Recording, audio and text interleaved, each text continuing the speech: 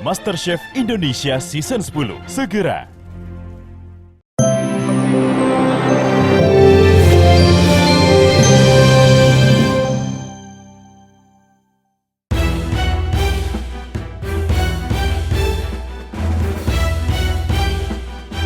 Konflik antara pesinetron Kevin Hiller dan Siska Khair kian memanas. Pasalnya laporan Siska soal dugaan kekerasan fisik dan verbal telah bergulir. Bahkan Kevin sudah 2 kali dipanggil pihak berwajib terkait laporan Siska. Namun mangkir. Sayangnya laporan Kevin dengan dugaan mengakses data pribadi dan kekerasan hingga kini belum juga diproses. 3 bulan sudah laporan Kevin belum juga ada kejelasan. Merasa dirinya yang menjadi korban dan banyak mengalami kerugian, Kevin beserta kuasa hukumnya mendatangi Kompolnas untuk membuat surat tembusan kepada Kapolri dan juga Kadif Propam. Dan yang membuat dirinya melangkahkan kakinya ke Mabes Polri juga lantaran adanya dugaan pengakuan Siska yang mengaku kebal hukum. Lantaran keluarga dan kerabatnya berada di institusi Polri. Agenda kita di Kompolnas hari ini adalah memberikan surat tembusan kepada Kompolnas. Surat yang tadi kami tujukan kepada Pak Kapolri dan kepada Pak Kadif Propam. Jadi besar harapan kami Kompolnas mau ikut turut andil dalam mengawasi perkara yang sedang kami adukan atau kami laporkan kepada Pak Kapolri dan kepada Pak Kadif Propam Mabes Polri. Sifatnya tembusan dulu. Nanti kalau memang kami merasa perlu untuk membuat pengaduan khusus untuk sementara karena ini masih surat tembusan, tentu ini sudah diterima dengan baik tembusannya seperti itu. Dan bukti-bukti seperti video pun juga sudah kita lampirkan, video mengenai penganiayaan ini yang full juga kami sudah serahkan. Berikut dengan video ketika saudari SK menyebutkan kurang lebih gimana Pak? Saya takut salah kutip. Ya, dokter ini dia bilang kalau dia keluarga polisi, kebal hukum, kalau ada masalah kasusnya akan ditutup. Saya telepon ya.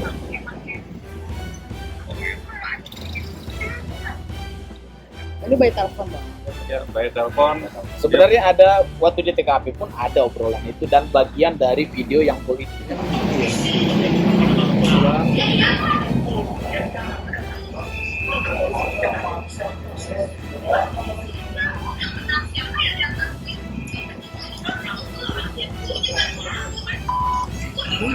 Nah, yang bersangkutan itu ingin mencari perhatian publik, jadi hati-hati juga.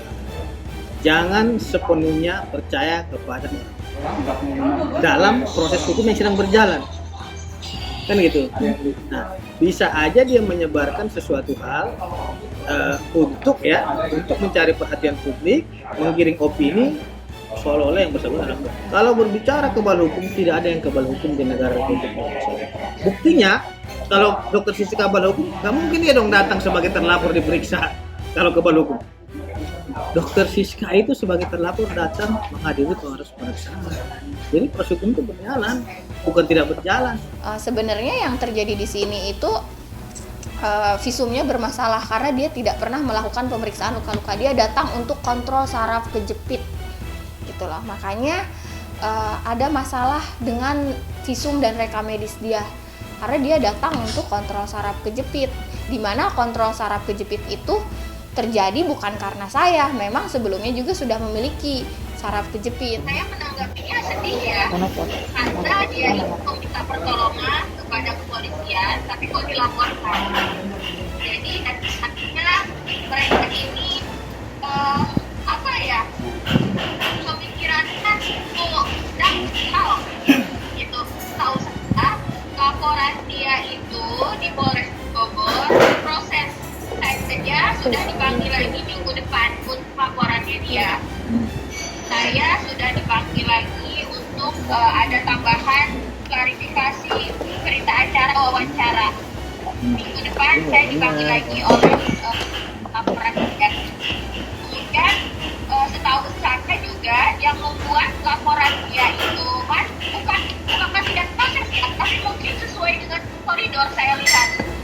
Tapi info dari rumah dari seseorang yang memang saya kenal, yang kebetulan juga merawat dia sebagai dokter saraf, visum dia ini bermasalah sehingga menyebabkan prosesnya itu lama karena memang dia itu berbicara kepada saya tanggal 30 Mei dari dokter pemeriksa penyakit sarafnya.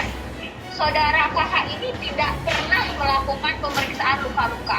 Jadi perlu dicatat, saudara KH ini tidak pernah melakukan pemeriksaan luka-luka, hanya kontrol rutin saraf kejepit.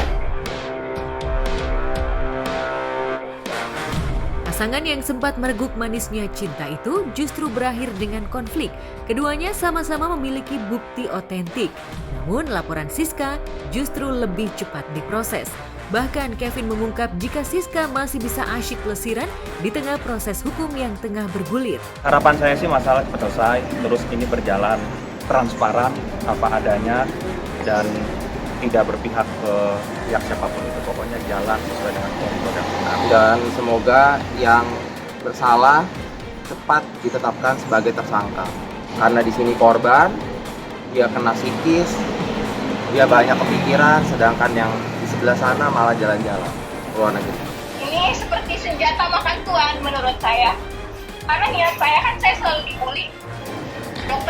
Si dokter abal-abal itu pasti pakai baju oranye, pasti masuk penjara. Kita kan negara hukum ya, tidak bisa seperti itu. Sekarang pun, apapun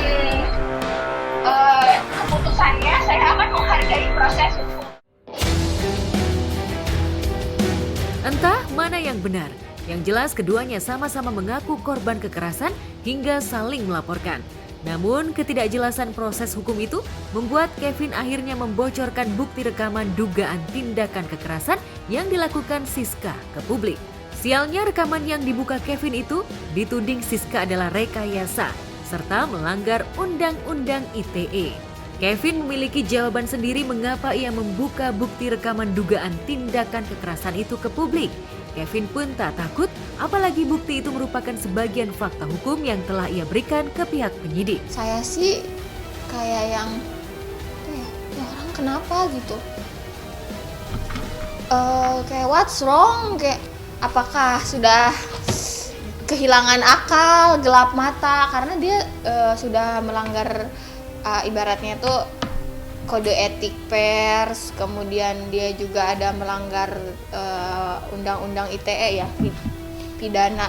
Di situ mulai dari merekam video tanpa izin, menyebarkan, mendistribusikan video yang bersifatnya pribadi, dan ada hal-hal yang sebetulnya itu tidak boleh dipublikasikan ke publik, itu milik penyidik gitu. Dan itu kan bukan CCTV, dan yang pastinya itu juga video yang tidak objektif. Kalau kita merujuk kepada beberapa situasi real yang terjadi di bangsa ini, kita masih ingat nggak kasus mengenai karyawan Alfamart ya?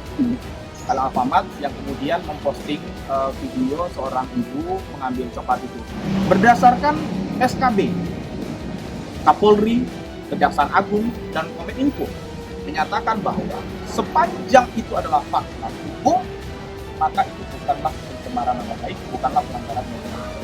Jadi kalau dari saya melihat bahwa apa yang Pak Kevin lakukan dan Pak Alex lakukan di beberapa media dalam menunjukkan video itu secara profesional, saya menyampaikan baik secara fakta maupun secara hukum, menurut pandangan hukum kami itu bukanlah pelanggaran undang-undang ITE. Karena pastinya dengan adanya seperti itu, saya akan memproses sesuai dengan undang-undang yang berlaku. Apalagi yang dia sebarkan ini adalah video edit-editan, ada kata-kata yang ditambah-tambahkan, ada kayak subtitle ya, itu kan berarti sudah jelas diedit.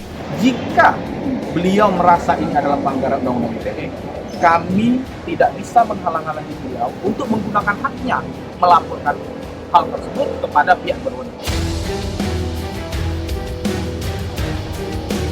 Perjuangan Kevin untuk mencari keadilan bakal berjalan panjang. Apalagi pada Oktober nanti, sidang kasus Wan Prestasi ihwal pemutusan sepihak kontrak kerja dirinya dengan Siska bakal bergulir di Pengadilan Negeri Jakarta Barat. Saya sih rasa nih, dia kurang yakin dengan laporannya, kurang kuat, nggak ada bukti penganiayaan, makanya membuat laporan-laporan lainnya lagi. Kalau laporan dia kuat, jelas kan fokus aja satu. Dia takut atas kesalahan yang dia lakukan. karena banyak sekali ya apa namanya tuh pending kerjaan, prestasi. Kemudian dia juga, menurut saya dia harusnya takut atas kesalahan yang dia lakukan. Nanti akan saya beritahukan ke teman-teman jadwal sidangnya itu insya Allah di awal bulan Oktober. Itu nanti semua bukti-bukti akan saya jelaskan bukti-buktinya apa. Jadi jangan juga dia menyampaikan ke orang, oh itu buktinya nggak ada, ini nggak ada kok.